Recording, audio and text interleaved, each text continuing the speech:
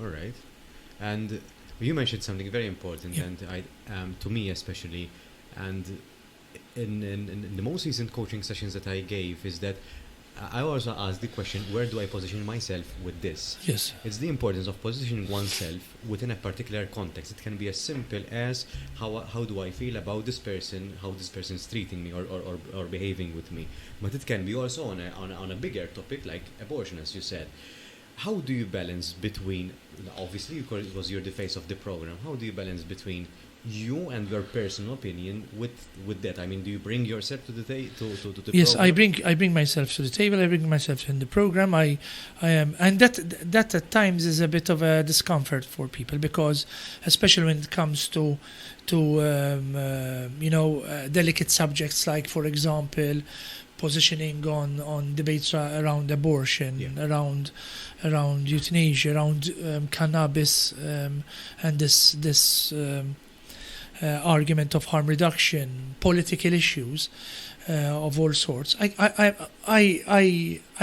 position myself. That at times irritates people, because people feel that if the fact that I'm claiming my position, it is in a way, the fact that I'm biased. It creates a bias. We're all biased in a We're all biased, but I think I'm in a better position than somebody who does not declare a bias, yeah. because Okay. you know where my bias is. Yeah. So when you are listening to my questions, to my line of questioning, when you are, I'm exposing myself to you and telling you, listen, this is where I'm coming from. If I'm saying, if I've done, I do like a number of broadcasters, some come to mind, playing the neutral, but knowing well enough that they are really and truly have a very clear position on the issues. Mhm. For example, they favor the government very clearly and support the government, but play the game of, I have no position on this, I'm neutral, whatever. I think that is unethical and unfair. Whilst I say, now obviously, for example, I've had experiences where, for example, between 2011 and 14 and 15, I was a very strong supporter, in the sense I believed a lot in, for example, Joseph Muscat and his ideas. And he had very good ideas. I think he did some very good work in a number of areas, especially when it comes to human rights, disability issues, gay, LGBTIQ plus issues. He had a number of very good ideas, which I supported. I thought at the time, and I still think that was the right thing to happen. The nationalists needed to be removed, needed to be changed, and that is what happened. At the time, I was completely ostracized from being invited to programs as a guest from the Nationalist Party, and I used to get this continuous hate. At times, even hate mail, even hate messages, and a lot of aggravation, because I was, going up the bad side of the government. Yeah. Nowadays, I think the current government has a lot to answer to. A number of decisions are questionable. A number of issues that happened were unacceptable. The death of Daphne Caruana Galizia was another very important. The assassination was another very important wake-up call that things are not right in this country. When a journalist is killed, is assassinated, and in that way, something is intrinsically wrong, and the responsibility is of the state, of the government. So you can't shy away from that. How can I not say that? And then you get it the other way around. You're ostracized. I'm now ostracized from the Super One and radio stations of the Labour Party, which is fine. I have no problem. So I mean, you're ostracized by both now. no, the other ones now invite me. I'm sure that at some point the wheel will go round and will change. Some people tell me, well, you are an opportunist. If you think about it, I'm always, or almost always, on the side of the people who are on the losing end. When the Labour Party was in opposition, I was supporting Joseph Muscat. When now that things are not right, I am obviously I share some of the views or a number of views of the Nationalist Party. That doesn't make me it doesn't make me an idiot. It doesn't make me somebody who hasn't got my own opinions, my own way of coming to terms with the issues. More so, I believe that I have my own brain and I want to command my thoughts and not the other way around. Personally, I think that it's healthy to change opinions. One, because you're changing as a human being, and sometimes it's accepting. People need to accept that people change, whether we like it or not. It might be slowly, but and it might be all of a sudden as well. But people do change, and we have to accept that people change, and it might not be the change that we're looking for.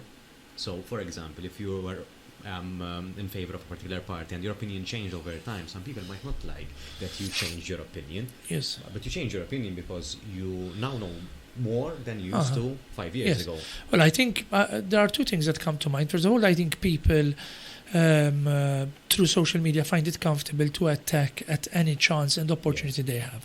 So instead of watching TV, watching Netflix, watching I don't know what, they stay scrolling on Instagram and on Facebook, and simply using that tool to attack people. I'm not saying having different opinions and sharing an idea.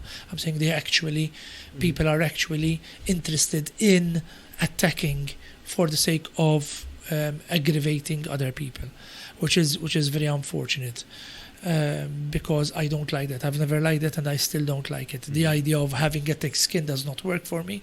I feel insulted. I feel that it is not fair.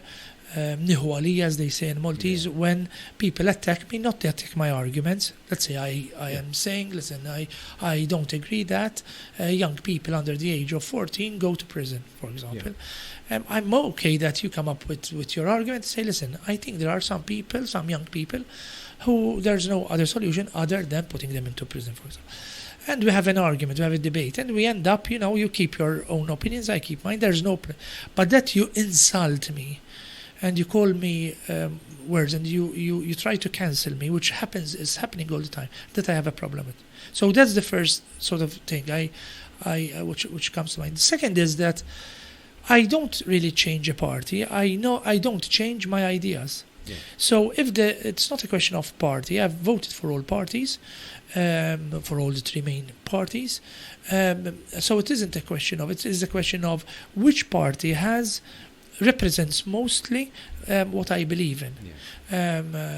The Nationalist Party at this point in time, for example, mentioned that they think that the message is coming through that they should, foreign people should be, the number should go down. I think that is a ridiculous recommendation. It won't happen.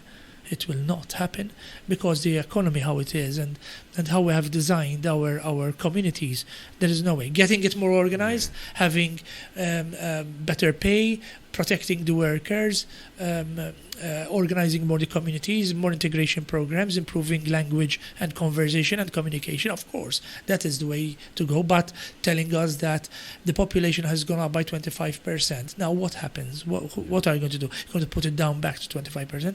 So that I think is silly. I can never agree with the Nationalist Party. I cannot agree with the Labour Party, who also are playing this populist card. But I have been consistent. I have been consistent on a number of issues. I've been consistent on migrants. I have been consistent that migrants should find a safe haven here and kept as much as needed. I have been consistent on not having cannabis introduced in Malta, or not having euthanasia introduced in Malta. I have been consistent in believing that young people, even at the age of 16, should be contesting elections and should be mayors, and finally it is happening. I have been consistent in saying that the church, whilst it is a very important institution which has contributed immensely to our welfare state, needs to be revamped, because because secularization has almost completely obliterated it. And the things, because it has these big buildings which are called churches, temples, they think that they are relevant. They are no longer relevant. So they need to rethink their relevance, rethink their importance.